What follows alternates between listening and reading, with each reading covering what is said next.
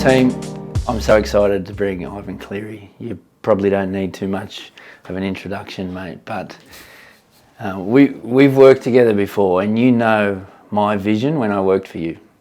I don't know if you remember how I articulated it in words, but it was to assist, lead, or inspire somehow an individual or a team to achieve their goal, not mine. That's what this podcast currently is. So it's the same as you knew me when we worked together, but it's the same. I asked the question, there's a team of listeners, if I can treat them like a team, it's like, how can I assist them? So when we talk today, nothing is scripted, but I'm always in the back of my mind thinking, how can this help somebody else? So thank you so much, because you're very sought after now in a lot of the topics we're going to talk about. One of them is leadership. One of them is obviously coaching, communication, cohesion, culture. Culture is a big thing that everyone's listening to these shows for. And Ivan, just to put you in the picture, a lot of the listeners are coaches, teachers, trainers, athletes. There's a lot of actual athletes that listen. A lot of parents that have junior sport. So in and amongst that, Ivan, you're very sought after in this leadership space. There's a few business types that are now jumping on and giving me a lot of feedback. So some of the best learning you will ever do will be traveling. Give yourself space, time to creatively think, to learn, to meet people, or take a vacation with your family. Give yourself that time. And there's no better person or people or company to help you than the people at Tripadeal. Their experienced agents will look after you from start to finish. They will plan your flights, your accommodation, your car, your excursions, whatever you need. If you want to plan a trip of a lifetime, Tripadeal is the place to go. tripadeal.com.au. Can we just start with your journey, your influences as a young athlete and a player of very high standard, and now a coach? If you want to tell us a little bit about yourself, and then I'll just fire away. Well, firstly, thank you, H, for those kind words. My journey is just a very, very simple, I feel like normal Aussie kid. Love sports, grew up in a sporting family. I'm the youngest of three boys. My mum and dad played a bit of sport, nothing too high level, but like played squash. Squash was the big sport back in the day. And, Dad played a lot of cricket, and so me and my brothers were just constantly, playing out in the backyard. No phones back in those days, so the old story. Like we'd just be out, whatever we were watching on TV, pretty much we'd be out. We'd go and play. Yeah. So I grew up, did a lot of athletics as a kid, where Dad was heavily involved. Dad coached me in soccer, pretty much. So he was, rather than my brothers, I was the one who kind of got to be coached by Dad, sort of thing. I don't know how that happened, but it just did. So I learned a lot from him. He was funny, a very pragmatic type guy. Like he worked out in our little soccer team, all the players, it was just a club team. So you just have a bunch of guys of very varying levels of ability, and he worked out, each guy what they were good at and how they could, help the team, and made them feel good about that. And so I actually, without realising, I learned a lot from him. Plus he loved winning. He was so competitive. Like I probably too competitive, not in a bad way, but it was all about winning. So. Anyway, I worked out over the years, it's much more fun to win. So. Yeah. We're having some fun at the moment. Yeah, definitely. But I've seen the other side, a lot of that. Anyway, so, I ended up playing all different sports. But as I said, I played soccer mostly when I was a kid. I played at rep level from like under 10s all the way through to like 17s. I was still playing soccer. Played a bit of footy at school. I did hear you were very good at soccer. I was okay, yeah. But I kind of fell out of love with it a bit. I played footy at school intermittently, and I followed, wasn't the NRL back in those days, but first grade, and I was a Balmain Tigers fan, and my dad was too, so we used to go to Leichhardt Oval. So I was riding on the footy. And I just ended up playing, and I was actually realised I was, pretty good at it. I was okay at it, you know what I mean? Yeah. And then, I just, about 18, I reckon I could, like most kids, I suppose if you're a sporting kid, I'm thinking, wow, imagine being a professional. Imagine being able to play for sport. I didn't care what it was, honestly, what game. But rugby league was like, I can see a chance there. And I love playing it too. So, I ended up just I think it was the last year they ever had trials for for Manly, that's where I was from, the Beaches. The last year they ever had trials for under 21s. It's called President's Cup back in those days. Yeah. After that, it was more just selective, they get signed. Yeah. So this was an open trial. Open trial. You turned up to an open trial. But someone from the club actually kind of said, hey, you should do this. Yeah. So I had a little bit of an in. Did these trials, didn't think I played that well, to be honest. Anyway, got a start. So I played in the Manly under 21s team. Long story short, next year I played my debut in first grade, halfway through the year. Who against? Against Western Suburbs. Warren Ryan was coaching that team. There was in that team, Jason Taylor was playing, but there's guys like Cement Gillespie, Jim Dimmick, Andrew Farrow. Like these guys were just like, oh my God, yeah. Yeah, right. And I was playing with the Manly team, full of unbelievable players. Ian Roberts, Jeff Turvey, Cliff Lyons, Michael O'Connor was my captain. Right. I couldn't, honestly, you couldn't have written it. Was there a memory, if I just go straight to the debut then, Yeah. Is there a memory of a coach that told you you're playing, or is there a memory of any advice leading in, or do you remember that feeling you had? Or? Yeah, I don't remember it being told. I don't remember much of that stuff. No.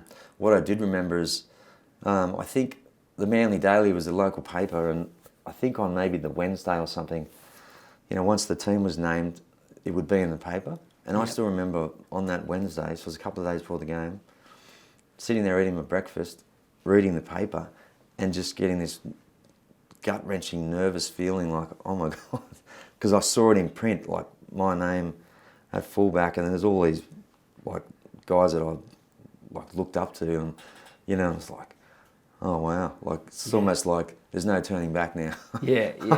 So I really remember that feeling. Yeah. So that was pretty cool. So I had a 12-year career. I moved around, played 4 different clubs. I was a decent player, nothing, Yeah. I look back and think I probably put a ceiling on myself. I feel like I didn't take enough risks to be better. So as a coach now, I'm always kind of, that was a good lesson, I think, I had an okay career, but I was sort of just trying to survive. I was lucky enough to play in good teams. Yeah. So we played in finals most of the time. And it's interesting you're talking, because you naturally, it seems like everything with you's kind of happened pretty organically, but with some influences of people, including your father.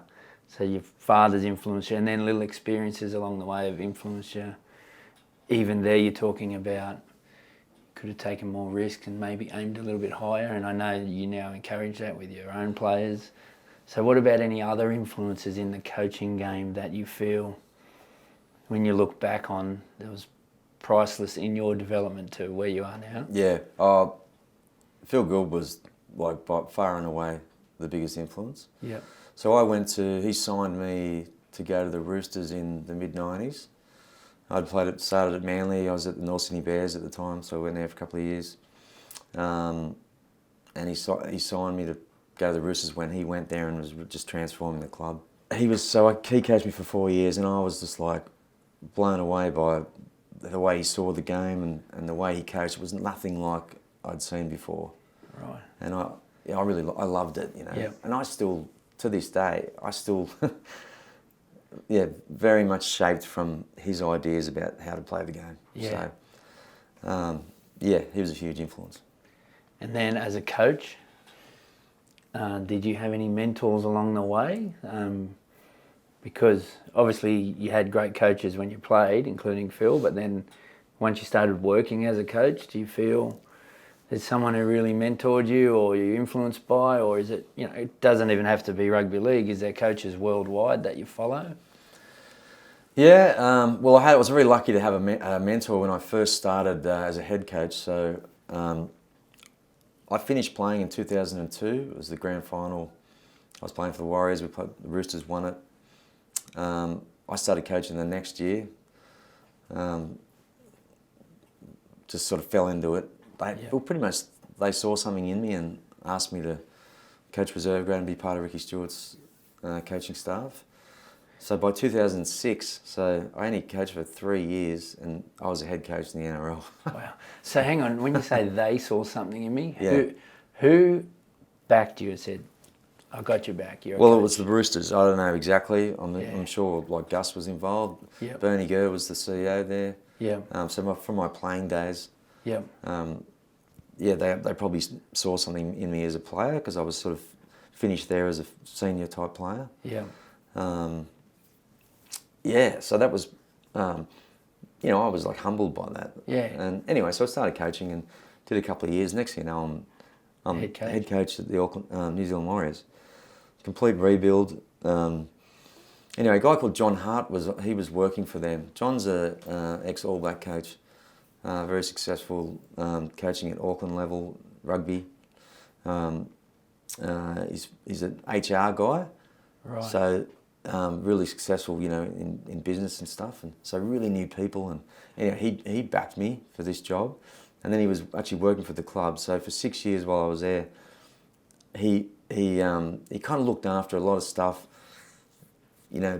bridging me with the CEO and the board, or the owner, sorry. And I felt like he taught me a lot of stuff about managing people and teams. Because he was a rugby guy, I never felt intimidated that he was going to know more about rugby league than me, because he didn't. Yeah. But he knew a lot about teams, and he backed me, supported me through those opening 6 years of my career, whereas there's some rocky times and trying to work it out. So that was awesome.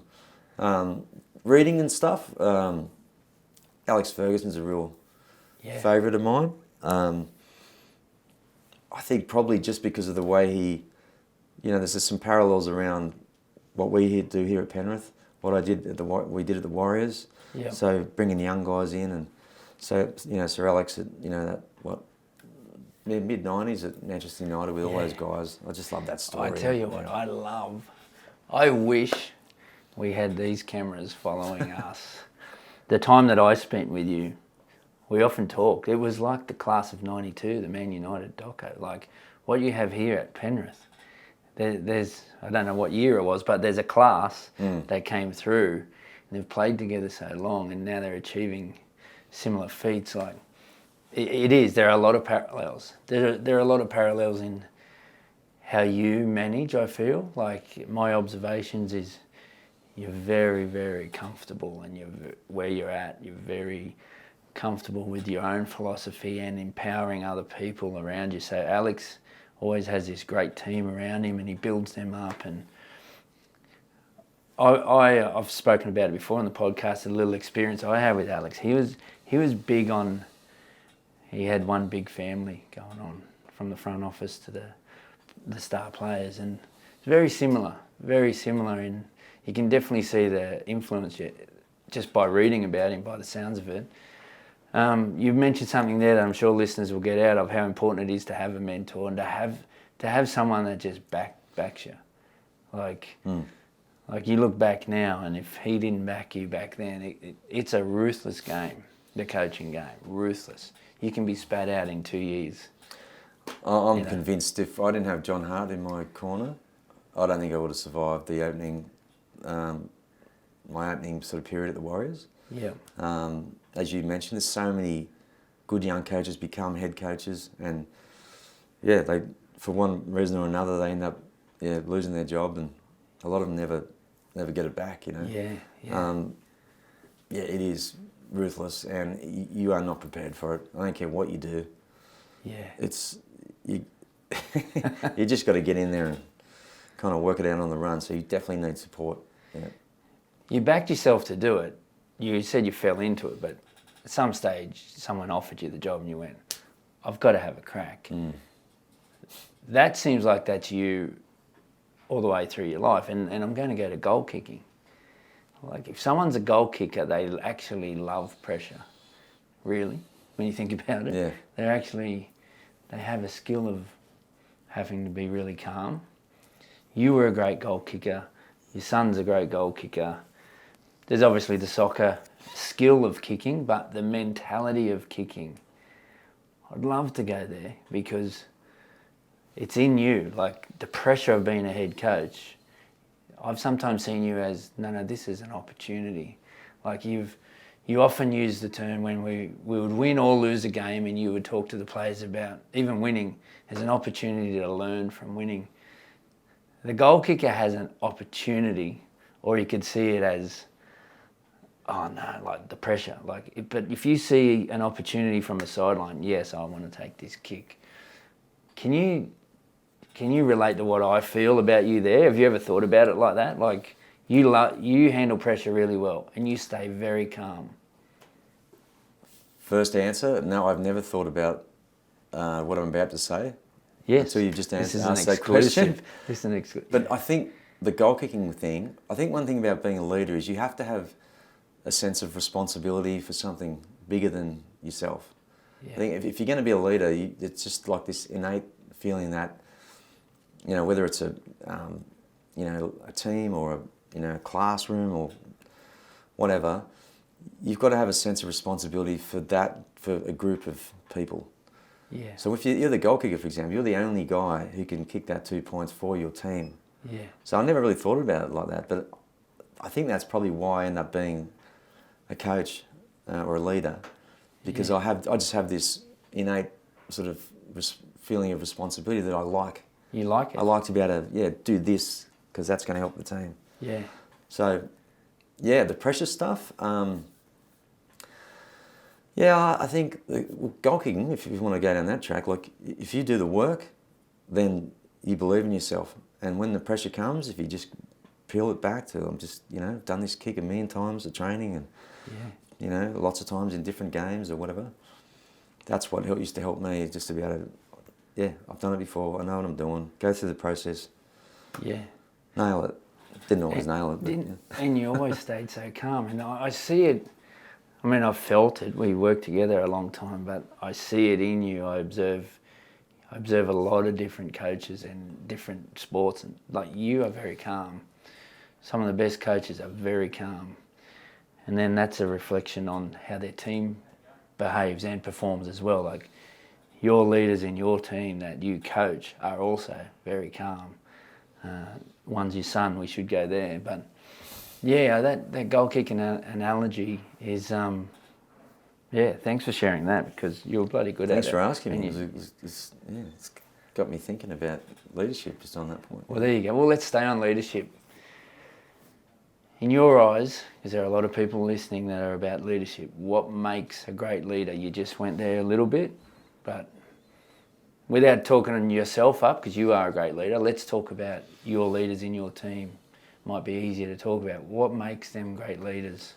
It sounds simple, but I've always followed this little saying that I think I read it. I read it at some point. I don't even know who wrote it, but it was like, if you look over your shoulder, so to speak, and there's people following you, then you're leading them, right?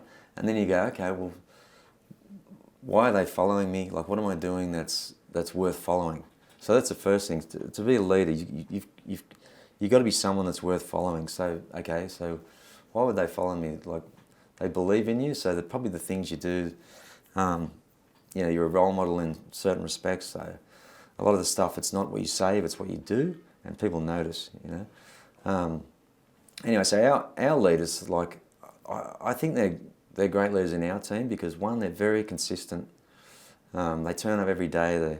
They're professional. They do all the little things to get them right for the game, which makes them consistent players and consistent people. And I think that's important in leadership, because if I'm going to follow someone, I want to know what they're going to do every day. I'm not going to follow someone every day and they're going to walk in and how's his mood going to be today? Is he going to be up, down? Yeah. I just don't think that's someone that I would follow, Yeah. So consistency is, it's a big one. Authenticity is the biggest. You have to be yourself. Yeah. So you can read all these different leaders, and there's so many different styles of leadership, and you can take all. But at the end of the day, you have to. If you're trying to be someone else, people are going to sniff it out. Yes. So that's a big one, and that takes time to be confident enough in your own style, your own personality, to be able to be really good at that. Just to be really good at being you. Yeah. Because that's the challenge. Because you're like, I'm sure I'm the same as probably most people. When you're leading, there's all these little insecurities you have, and that can really affect you. And if you're too insecure at times, I want to be like that guy. Or that takes time. Well, that's a key point I feel is you've got to do time.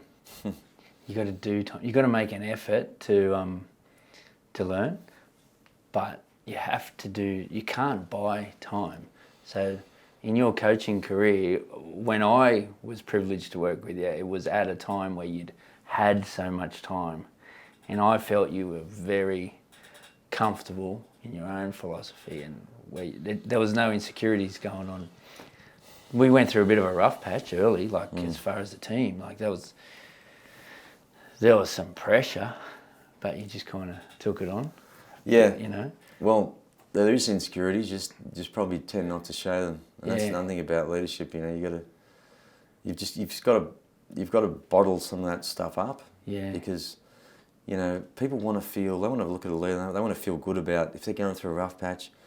They look to the leader for to guidance, and you got to be strong there. But I also learned too that it's actually a good thing to be a little bit vulnerable at times. I don't have all the answers, but I'm going to find them. We're going to work it out. So in all that period you're talking about, the hard times, and I leaned on my wife a lot during that period. I actually learnt to open up about stuff to her. Yeah. And that helped me to be able to then get back in the next day and be confident and have a path, because you got to unload it somewhere. Yeah. So anyway, I was a usual male. I didn't want to bother my wife or burden her with stuff about work and how I'm feeling. But in the end, it always just make it worse. So yeah, mate, I felt, and I appreciate you sharing that. Talk about vulnerability. I felt you're even a little bit vulnerable for my listeners there, like that. And I'll dig a little deeper. That was tough. That first year. You were about that far away from saying, I'm not going to do this anymore. Yeah, I was. Because I was with you. Yeah. And we were riding highs and lows together, and there's many times we're sitting at your house and you're unloading a bit of this stuff. Yeah. But we used to sit back, we'd have a wine, and we could start talking coaching, training, whatever, and then you did unload some stuff that year. You were that close to giving up because of the pressure, because it was affecting people you loved, not so much you. Yep. And I watched you go through that, and can you imagine you did quit? Somehow you found a way, and I feel you just mentioned it, sharing it with Beck was a big one, and surrounding yourself with people, but somehow you found a way, and since then you've had 3 grand finals in a row. You had to go through some tough, painful times, painful decisions you had to make, but also one decision was to not quit. And now you've just won 2 premierships in a row, back to back, which not many people have ever coached that. Yeah, it sounds a little dramatic, but it's true. Yeah. So the big thing was when I came back, so I coached at the Penrith Panthers for 4 years, lost my job, was out of coaching for a year, 2016. That was a really good year for me because I really reflected a lot. I'd been 10 years as a head coach, really reflected. So, you're talking about philosophy. I really nailed down what was authentic to me, what I thought was going to work. So I was really looking forward to the next phase of my coaching. So got a job at the West Tigers. I'm forever grateful for that opportunity. Things were going really well there. I was really enjoying it. But one thing that gnawed at me was I had to coach against my son.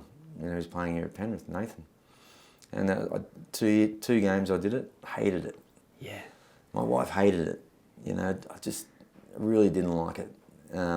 Anyway, long story short, Panthers off Back to Penrith. get me back. It was like, oh man, I would love that. You know, honestly, nothing against the Tigers, but I had unfinished business here. I felt, you know, I started from rebuild. You know, it was just, yeah, we moved our family out here, became part of the community, all that kind of stuff, and yeah, to be able to coach Nathan was like, that was just the icing on top, you know. Anyway, it was a really messy situation, and you know, anyway, it worked out. Yeah, I came back, but that just, the messiness of the exit at Tigers, plus the father and son thing, was a big story, and if we failed, that was even going to be a better story, bigger story. Yeah. And that's exactly what was happening. First 10 games, we'd only won 2. Yeah. Nathan wasn't playing well. The team was, we played a game in the middle of the year, about round 10 or something, against the Warriors here at Penrith. Oh man, I remember going, the game finished and thinking, oh, well, I'm responsible for that lot. And that was awful.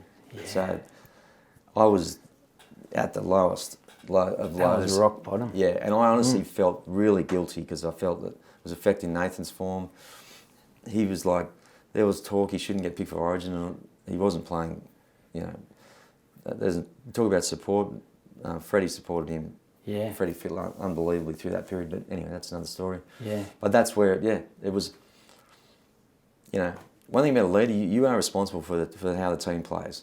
Yeah. Like that's on you, and we were terrible. Yeah. And I was probably coaching terribly because, I was not at my best that year in so many ways. I had a 5-year contract, and so I was halfway through the first year of a 5-year contract, and I definitely was thinking, I don't think I'm the right man for this job. Team's playing badly. You know, the star halfbacks, you know, he's suffering because of our relationship, and because I was burdening him through this pressure of father and son thing. Yeah. Yeah. As you said, we somehow got it through it. I had a lot of support from my wife, my brothers actually really chimed in at that stage, and we somehow strung some wins together, and we brought some fresh blood into the team. Guys like Mitch Kenny and Brian Toto, and we didn't finish the year. We missed the finals, so it was like that was a reflective year. It was like, man, but okay, we're going to go forward. I'm going to see this thing out, and had a bit of a mindset change there. It was like now or never. We're going for it. And so we went there with Nathan as well. There was a real learning period where we used the terminology FOPO, which is like there's FOMO and there's all these different little things. But FOPO stands for fear of people's opinions. And Michael Gervais, sports psychologist who works closely with Pete Carroll in the NFL, they come up with this. And it can be really paralysing. And it was paralysing you as a coach. It was paralysing Nathan. You said Nathan wasn't performing well at that time. But it wasn't because of lack of skill. It wasn't because of lack of fitness or strength or speed or knowledge. It was clearly the FOPO. When we sorted that out, acknowledged that, and then learnt little ways to deal with that, then have good people around you that back you. He just went like that. And, for the Penrith fans that listen, there's a great memory of you decided to debut some, work ethic players, some players that brought an energy to the team with the things that you value. So Mitch Kenny was a great one. That night at Parramatta, it kind of changed that season, and you went on a bit of a winning streak. In fact, you threw a party at your house at that stage, and that was a memorable party, and everyone just got together. But we've kind of gone in different directions there, but you were that close of feeling like you weren't the one, and great story since. We've mentioned your son there, so why don't we stick there for a second? Like, there's a lot of listeners out here that coach their own kids, including me, which you encouraged me to do, by the way, which I appreciate because I've had a great time since. What's it like coaching your own son? Your father coached you. Think about lessons you learned from him.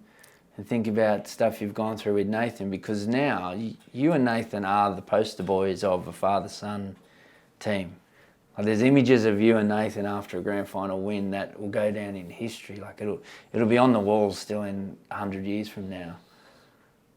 Talk about that, because there's a lot of listeners that are doing the same. Yeah, so because I was a head coach and had a profile when Nathan was quite young, I didn't really coach him, as a young kid. I think I coached his soccer team when he was like about 6 or something. So, but I was always going to be like, just give him a few things that be fundamentals, I suppose, about what he should do. And that's pretty much it. And then leave it to him. It's funny. I still, to this day, talk to him about the same stuff that I talked to him when he was 14. Before a game. Which is? Like, start the game, get involved early, get your defence right, but, could be just be aggressive, like run the ball, stuff like that. Just, honestly, really, just real triggers to get him into the game, and then the rest, then his training takes over, then his competitiveness takes over. But if I see him, like, I feel like his form's maybe dipping a little bit, just go back to that stuff. Yeah. Just go back to that stuff, especially in big games like Origin and stuff like that. Yeah. The bigger the game, the more simple you make it. Absolutely, yeah. So it was really like, when I came to Panthers and coached him at the NRL level, that was, apart from the little episode as under 6 soccer, that was sort of like the first time that I'd coached him. Right. So it's probably the same as, if any parent who coaches their son or daughter, they'll still have the people will be looking at them, with the same questions. Does he favour his son? Does she favour his son? Whatever. Because it's just how people are. They'll just want to see how it works. So it was easier for me because Nathan was never not going to be picked in the team. Yeah. I wouldn't have done the job. I wouldn't have coached him at this level if he was like a, fringe player. I just wouldn't have. I'm not saying you should or you shouldn't, but for me, I wouldn't have done that because to me that would just open. I know myself, I would have been affected by other people's opinions. Yes. I would have made decisions, I think, that suited that agenda, which is the wrong way, So anyway, we knew when we got into it, there was some stuff that we didn't know was coming. Yeah. We knew there was going to be some hard times with that, but we couldn't actually put our finger on what's going to be. In that first year we were just talking about, we pretty much got it all. All in one. So, but I love it, mate. I love it. Like, to spend every day with my son, we're working together, we're following the same goal, all the other boys around us. It is just awesome. I love it when he comes over to our place for a barbecue or whatever, and we talk a bit of footy, and it's really cool. Yeah, I feel very lucky. Yeah. Well, I remember my daughter asked me to coach her, and I've always been like again, it's been a bit of a profile job I've always had, so I've always made sure I keep a back seat in all their sport, and haven't pushed anything. And I do see some crazy stuff going on with parents that we should do another show on that about lessons of what should be done. But I've always stayed back until she asked me to coach, and I come to you because I was working for you, and you said, if your child has asked you to be involved, you have to do it. You told me you have to do it. And I've loved it, really love it, but be interested to even talk to Nathan's take on the pressure on the actual player when dad's the coach, because at a kid level, it's not so much pressure of media of what you would have, but there's people's opinions going on. Like, there's parents, there's other players, like in particular if you've got a pretty gifted athlete as a child, then are you giving them more opportunities? Or so there's all sorts of pressures going on for coaches out there coaching their kids. I've found it awkward sometimes when you're actually coaching. Like, do I want to give so much praise to, because I'm very positive and we're kind of We very quietly critique, but we very publicly praise the athlete. So sometimes, like if my own son, who I'm working with, or daughter, how much of like if you've seen me work out here with your son, and I'll be cheering and encouraging him, but when it's your own child, no, I'm not going to do that because the other kids are thinking I'm favouring the. So child, what you're saying is there's it's unavoidable that you're going to have a little bit of, bias or conscious bias around that sort of stuff, and I definitely do it. I refrain from giving Nathan the praise that he should get sometimes. Yes. I definitely do, and I think I always will. Yeah. So there is some little things that will always exist when you're coaching. Yeah. A son or daughter that you just can't avoid, I think. Yeah. So, but that's just how it goes. Because I do feel like, geez, sometimes I probably should give him a bit more praise, whether it's in front of the team or publicly. So I do think about that sometimes, but I think he understands as well. Mate, I even struggle when the team manager comes and you're taking the votes for players, and you see on the vote sheet like all these other people have voted for your child who's played well, but I don't vote for him because I feel like, so you're almost like pulling back from giving your child praise, like you know. So that's the thing you need to consider, like because kids are all they're all different, and so it might be like you're refraining from giving them praise in the team and amongst the other parents and the kids, but like how are they feeling about that? Like are they getting like, oh my God, I'm doing all this stuff, I feel like I'm playing really well, but Dad does or Mum doesn't really. Yeah. You know what I mean? Yeah. Like there's a lot of stuff goes to it. With it. Yeah.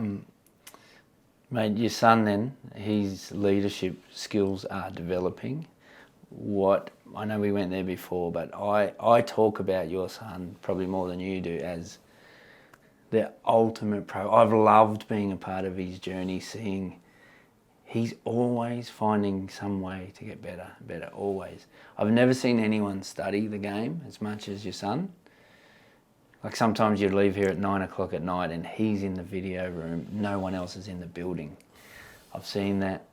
I've seen when others have left, he's in the room stretching or he's in the ice bath. But the study of the game is what impresses me so much. And when you watch, if you come to watch Penrith train, he's always last on the field, always. It's like he has to be. What do you see in your son that you could share with the listeners about he's still developing, he's only still young, but he's achieved 2 premierships, Origins, World Cups, he's achieved a lot, but what makes him so good? Yeah, like he some of the stuff you mentioned, I still get shocked by, and I'm still learning about the level that the amount of work he's putting in. I still get shocked sometimes about, oh wow, he's doing that too. Like he's, he loves it. Yeah. Then that's another story altogether. He loves it. As a kid, so he probably should go back to this, I think. As a kid, loved watching footy, loved watching all sports, but he's very, just took a lot in, didn't necessarily talk about it a lot, but just absorbed a lot of stuff. Obviously I was in a profile position, so I think he just absorbed a lot of stuff. He used to come to trainings when I was coaching and, and just watched a lot of stuff. And but you mentioned like he also had to really work on himself around the mental side of the game. You mentioned FOPO and he's done a lot of work that outside of just, kicking, passing, technical stuff, physical stuff. It's a lot of mental stuff. He's just fallen in love with preparation. Yeah. That's probably the best word to say. He prepares, and Yoey's the same. Isaiah Yoey, both our captains, they are on a mission every single game to prepare so hard, and to just, uncover every stone, so there's no excuses game time. That's not easy, because it's really easy to leave yourself a little bit of wiggle room to go, oh, well, I didn't do that, or, because it's, If you prepare perfectly, or you feel like you've done every single thing and then you fail, like, well, where do you go to then? You know, so very brave. Well, they're very those courageous, guys, and that's the thing you value in a player. They're very courageous to even put themselves to a point where maybe I will fail. Yep. And then they're okay with that. Like, I love your reviews the week, like a day or two post game, because you're either learning from winning or you're learning from a loss. There's not many losses in your team, but they're always learning, but they're taking a risk to get to that level where if they fail, it's an opportunity to learn again. Is that right? Is that how you see it? You mentioned he loves it, fall in love with preparation. So I want to ask you, what do you love most about coaching? Because love is a pretty powerful word you just used. What do you love about coaching? I love being part of a team. As I said, as a kid, I played lots of different sports, anything I could find, but the team thing was really, I love playing team sports the most. Yep. So whatever sport, if you're in a team, it's just, I don't know, there's just something about that connection and shared experiences and all on the same, you know, same vision, same goal, if you're in a good team. Yeah. So that's one thing, that's a real basic thing that I love. I love that responsibility. I mentioned earlier, like you asked about goal kicking. I love being responsible for a group of people. Yeah. Don't know why, I just do. But that's there's such big highs and lows there, you know, like, and there's so much fear of, you know, geez, we have to win, or this has to go well, because if it doesn't, it's like, I don't know, I love that. I feel like I'm a pretty calm, level person, but I actually really love the ups and downs, the roller coaster of you know, coaching at any level, but this level, the difference between a win and loss, oh man, like in terms of your feelings, your emotions, the week ahead, your family life, like, it's huge. The highs are very high. For some reason, I like that. Yeah. Yeah. The highs are very high. The lows are very low. Oh, yeah. I love a debut. Now, you allowed me to share a moment. Do you remember? And I'm going to ask when you tell a player they're making their debut, how much you enjoy doing that. Do you remember when we phoned Spencer Lenu? Yeah, I do. Yeah. Yeah, I wouldn't normally do it on the phone, but for some reason, yeah, we had to do that day. I can't remember why. We're in the car, just found out someone was out, had a discussion around players and whatever, and you said, let's ring him. And I have a feeling you knew I was loving it, because I filmed it. I loved it. I had a feeling you film everything, mate. Yeah, I had a feeling that you knew I love a debut, and you let me share that little moment, because usually that moment is you and the player. Well, I've changed it up a bit over the years. So I think maybe that one was ignited something in me that sharing that moment is actually really cool. Yeah. So we've done a couple where I've just dropped it in the players' room. In front of everyone. Yeah. They are awesome. Yeah. Debuts are one of the. So you asked me what I love. I mean, just seeing the debut is a really good example of seeing a young man who's dreamt his whole life. So he might only be 19, but let's say you just get some in their early 20s, you get some guys in the late 20s. Yeah. Their whole life is about they're about to do what they've been dreaming of, working towards. It's a pretty big deal. Like there's always a good story. Yeah, oh man, that's a big thing in anyone's life in terms of achievement. Yeah. And then that moment when they actually feel it, and you can see them you can see their brain start ticking, and they'll go and ring, someone close to them, mum or dad, their partner, whoever, and it's just like, and then they're just like, oh my God. It's awesome. It's a really cool thing. You just mentioned the word share. You mentioned the word share. And a couple of lines earlier, you mentioned the word a shared vision. I think this is a pretty cool topic to go to. Like, sharing stuff is sometimes where the power is. Even this, like, I'm sharing this for a reason, to try to inspire some people. but a shared vision. You had a vision that I know you won't mind me saying. Your vision articulated in a sentence was to be a source of community pride.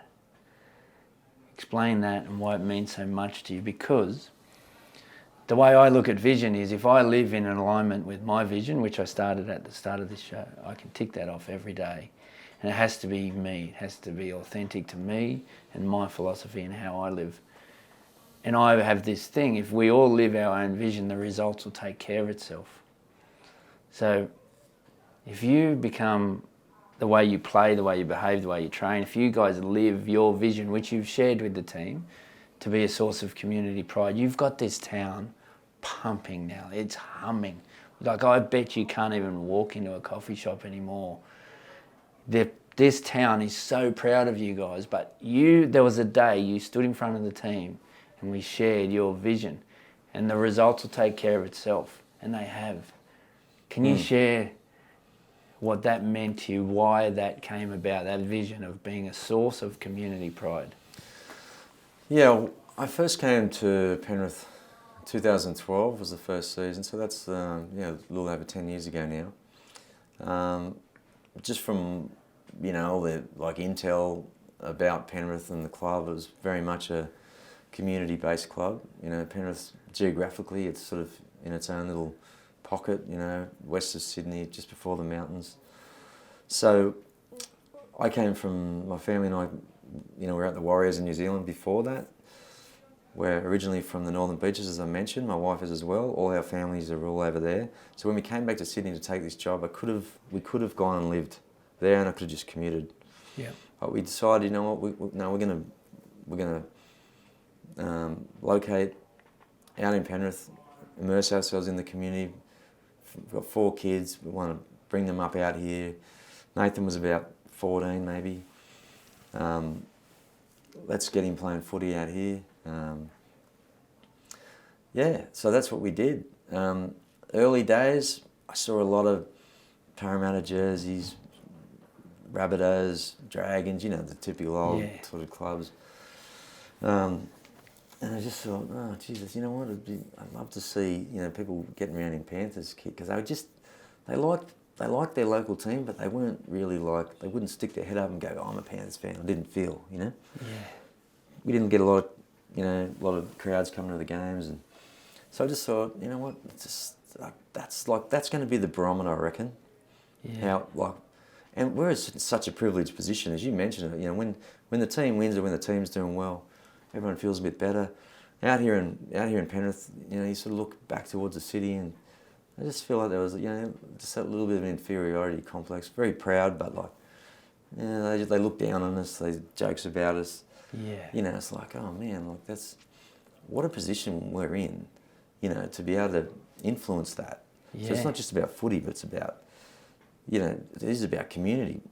Everyone walks a bit taller when they're, our team's going well, or it's something for them to follow. And all our boys, basically, a lot of them come from here, or they've been here for a while. So it was just a way to encapsulate everything. I've thought is if we're a reason, if our football team is a reason for the local community to be proud or feel good about themselves, wow. How good's that? What an opportunity. And it's never finished. So it's never finished. So it's like it's the infinite game. And that's one of the things that's cool too. It's one of my favourite lines. It's not a destination. So, and now the challenge for us is everyone's feeling really good, and but that level of pride, if our performances start dropping, we've set the bar pretty high. So well, I don't want that. I don't want to. I want that pride thing. If the community's proud of us, we're gonna keep it. Yeah. We're gonna find new ways to make them even more proud. Well, I think the power of when you shared it, and we all shared our own vision, is when you share it, everyone then lives it. So all the departments here, whatever they do, they're trying to make people proud of this brand, this club, this team, how you play, how you defend. is what Western Sydney people love, the effort stuff, the work ethic stuff. They love it. So how you play, that makes them proud. What you do in the community makes them proud. How you behave, but like you say, it's an infinite game. You can always tick things off. Like even if someone goes astray, you can go, hey, do you think that's going to make the community proud? And it's a good reference. I feel like it's a good reference. It's a good reference point is what I was trying to get to. Yep. I really love how you did that and you shared that. And geez, you've got this town. You've got this town proud. I know that we don't want to stay on too long. We've got them proud for now. Yeah, that's where I was about to go. You're big on the culture. You're big on this. But you just said you always have to work on it. Like just because you've got a good culture once doesn't mean it's going to stay good. You have to continually work on it. Do you agree? Oh, totally. You know, it's probably an analogy used before, but it's like a garden. You know, you can have the most beautiful garden, but if you let it, you know, if you go away for a bit or you let it, all of a sudden weeds start coming up, or it's just I remember. a bit overgrown, or so you just got to tend to it all the time. That's sort of how I sort of feel. I'm a bit of a gardener. You can get a little bit, you can get complacency is just a normal human thing. So I'm always guarding against that. I couldn't have done that in my early coaching days because I would have been too busy worrying about little things that I thought was, were more important. I probably wouldn't have been confident in myself enough to say, hey, this is going to be the vision, guys. I would have been like, well, am I really qualified for that? Or what if it doesn't work? Or we would often sit over a red and we would say, let's do some gardening. And we're always gardening. You're either planting seeds and nurturing them or you're weeding and stuff. But the culture bit for you, culture for me and to the listeners, it's everywhere. You feel it, you see it, you smell it. When you walk in this building, you know this is a good culture. There's good cultures and there's bad cultures. It's as simple as that. Good ones win, bad ones lose. I feel I've seen all of them, but when you come in here, but culture is just a bit of a fad word, Ivan. You're big on living it. You're big on, often I've been to places and there's words on the wall, but they don't mean much. Like you actually live it and you align everything of how you want to look, feel and act. That's your big thing. If I can give any message to anyone, it's living it, right? Yeah, well, everyone's got a culture, as you mentioned.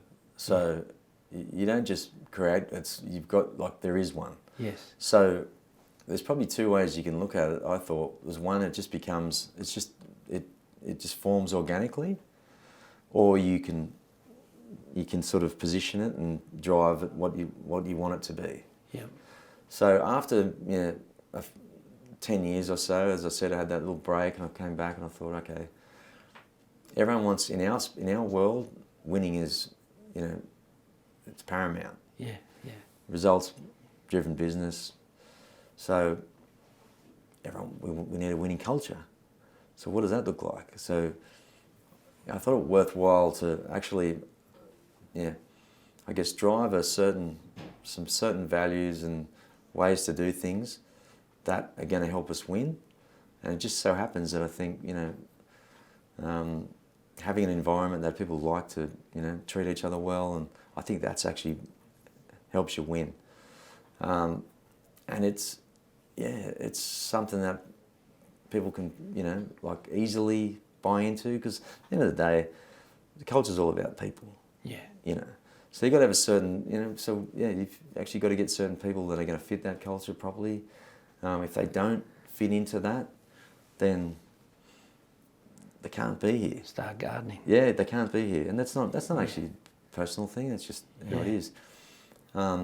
You can be from I believe you can be from any walk of life, background can be whatever. You can have different colour hair or whatever floats your boat, as long as you're all on the same line in terms of team, club, values, what's important, then you can be yourself. Yes. But you all got to, but you've got to be, part of what the team's about. As I said, values, the vision, where we're going, how we're going to play. Yep. Teamwork, Yeah, that's pretty much as simple as it is. So. You said teamwork there. The biggest thing for you is communication. Communication is, from my memory, is your biggest priority. To have a team that communicates well. Because the most connected team, the best communicating team defends the best defensive team wins. But how can we relate that to listeners? Communication in their life, you are huge on it and you make it very clear to your team it is a number one priority. Yeah, we do talk about culture, so I think the biggest baseline for a good culture is trust. Yeah. One word, hard. That's so that's a huge topic, trust. You know, and it's really, you just can't say we have it or we measure it. It's just a feeling, isn't it? Yeah. You know? But I think it's worth taking the time to build it. Yes. So, yeah, we take time for it. In a busy schedule, and you got to fit all the stuff in there. We actually, make time to do it. How do you build trust? It's pretty much, start hearing people's stories, communicating. It's okay to be a little bit vulnerable. That's a huge part of it, I feel. So many different ways to communicate though, but if you are insular and you're on your own in a team environment, and if we've got too many of those, I don't think that's not good. I talk to the boys all the time. If you're not communicating on the field, you're actually no use to anyone in a team. That's pretty much as simple as that. You don't have to be the loudest guy or whatever, but sometimes the communication might just be, hey, I've coached over the Warriors, so I'll get the eyebrows thing, maybe that's it. But even if you do that, we're together. Yeah. Look at the next guy. It could be a thumbs up, whatever. Say something. But that's so important, that you're feeling like we're all connected. Everyone feels better. It's a basic human need to be part of a team, be part of something that's bigger than them. But in terms of trying to play the game, if you've got too many people just in their own heads, we've got a problem. Yeah. I could talk all day with you, as you know. We don't have time for that, but we will be clipping that last bit. You said, if you're not communicating, you're no good to anybody. We're often in rugby league, but there's people here listening that aren't rugby league people, but you could review a defensive mistake and press pause, and you say to that player, or you say to the team, what happened here? And usually someone says, oh, we didn't talk. Yeah. Mm-hmm. Or there's a play that, what happened here? Attacking play. Oh, we didn't communicate it well enough. We didn't get in position early enough because we didn't communicate. It always comes down to that. So there's people listening that aren't rugby league, but it could be even your own family. I know, my wife might not sit through a whole podcast of mine, but I know if ever I'm in the wrong and there's a problem at home, it's because I haven't communicated, right? Yep. I know in a business world or a business relationship, if you haven't invested time in communicating, that relationship might go astray. And there's a bit of a saying, I forget who uses it. I think John Gordon uses it. I know you've read a lot of his books. I'm pretty sure John Gordon says, when there's a void in communication, negativity fills it. Yeah, that's a cracker, isn't it? If two people aren't talking in business, that usually negativity fills it. But on the field, if I'm defending next to you, there's some negativity coming. There's a mistake coming our way if we're not talking. Yeah, we talk a lot. I'm sure you talk a lot in the podcast about trying to stay in the moment, stay present. Yeah. Well, usually, if you're not communicating, you're probably not in the present. You're probably thinking. You're thinking about the past. You might be thinking about the future.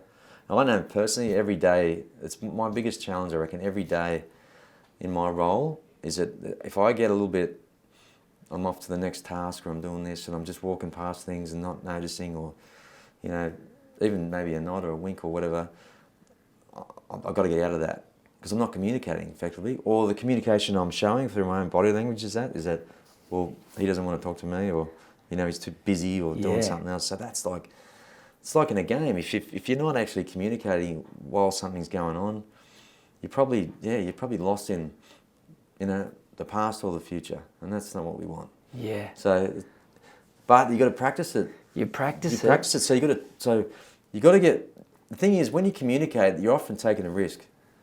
You might be saying something and you're thinking, as it's coming out, if I say that, how's that going to go down?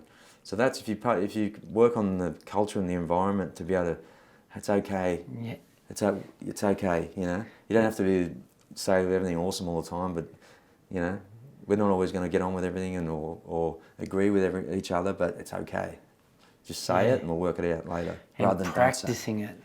There's a lot of junior coaches watching who stand on the sidelines screaming at their players saying, talk more, talk more, talk more. And I watch that and I go, have you taught them what to say yet? Like the young kids, you need to teach them what to say, learn what to say. Got to tell you this. We just started pre-season 2023. All our World Cup guys haven't come back yet, so we've got a lot of young guys training at the moment. Got one young kid in particular the other day, I won't say who he was, but I said, come on, we've got to be talking. And he actually said to me, he goes, Coach, I'm not too sure what to say. There you go. How good's that? There you go. The fact that he said that, and I'm like, wow, I'm not doing my job then. Like, hey, okay, just give me a couple of pointers. Anyway, the couple of days later, we're about to start the drill. So went straight up to him. I said, okay, what are we going to talk about? And he's like, gives me the answers. Like, oh. That was pretty courageous of him to say that. Very to head courageous, coach. yeah. Another important point, and I'm going to finish with because I think you're very good at it. A part of communication is also listening. Listening. Sir Alex Ferguson. Yeah. Being a good listener. He used to go and sit in the spar area and listen to players, and he'd hear him talk about a player that they were up against. Oh, I might go sign him. What's he called? Listening. The free education. Yeah. But, and I like to sometimes, do a lot of talking here, but there was a quote I read somewhere, like everyone wants to be a keynote speaker, but the real skill is being a keynote listener. And I've found over the years that became a real skill that I kind of did anyway, but when I actually made it a priority to be a good listener, I think it took my game to another level. And I remember watching you all the time in your staff team reviews. Didn't matter if whoever it is up the front presenting, you do a lot of listening. Like you used to sit there and you'd listen. And I'd love to read your journals because I'd be up the front saying stuff to a team and you're just listening and you write down, or the defensive coaches up there, and you do a lot of listening, and I feel then that when you come and speak, it's even more powerful. Did you work on that, or that's just you? Because you're very present in those meetings, which is a skill. It's hard to be present but you are very present, you're listening. And I'd love to know what's going through your brain, or read that journal one day. Yeah, it's interesting. I've never been a big talk. Like, I probably, if I'm talking for the sake of it, then I shouldn't be. Shouldn't be. Yeah. So I've never been a huge talker. So maybe I've listened all the time. I don't really know. But one thing I did when I started coaching, I used to do everything. Try and do everything. Yeah. Probably I was insecure. I was trying to prove myself. So over the years, I've learnt the value of delegation, like the power of delegation. I guess I'm comfortable enough in my own skin, my own position now where, I'll give you do your job, he does his, and then you can. And while they're doing it, you actually sit back and learn stuff, because everyone's got different skills, and if you let them coach or let them do their job, that's how I find it. And then I find, like, okay, now I've got to reinforce, what they've said, what they're saying. Yeah.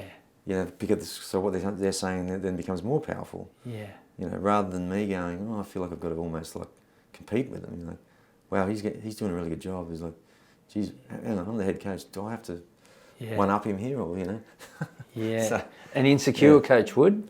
Yeah, you're very secure. Well, I feel like I am now, but I probably wasn't. Well, you said the power of delegation, but it's also empowering for those people, because they're getting better. I always found you build up, which is a sign of a great leader. You build up the other people around you. That comes with being secure and and confident in your own skin, as you say. And the empowerment thing, I think, is one really important thing there, is that they've got to actually make some mistakes along the way, and you can't always fix it for them. Yeah. You know, if every time they say something, you go, oh, you know, I think you should do this better. Or sometimes I find I do just try and, I'm not going to say anything, and just usually they know, oh, that didn't go so well, maybe I shouldn't have done that. Yeah. And they'll fix it themselves, which I think is incredibly valuable. Yeah, yeah. And you care about those staff members. Mate, I'm going to finish there because I'll thank you for caring about me. You've had a huge influence on my life. Thank you for some of the times we've shared, priceless memories. But even sharing with the listeners, if anyone ever asked me about who's the best leaders you've worked with, you're at the top of the list with a lot of the stuff we experienced, mate. So thank you. Thank you so much for sharing. And, thanks for having me. And all the best with the Panthers and your gardening and keeping that culture going. They're a world-class outfit, world-class culture. Thank you. I feel very fortunate to be part of this group and love my job and look forward to each day. Excellent, mate. Thanks, Ace. Some of the best learning you will ever do will be talking and listening over a beautiful glass of red, which brings me to thanking our sponsors at Mortimer's Wines. Mortimer's are a family-owned vineyard in the beautiful region of Orange, New South Wales, Australia. Their historic 150-year-old schoolyard building that is now the cellar door, it provides a great atmosphere to taste their fine wines. Visit mortimerswines.com.au.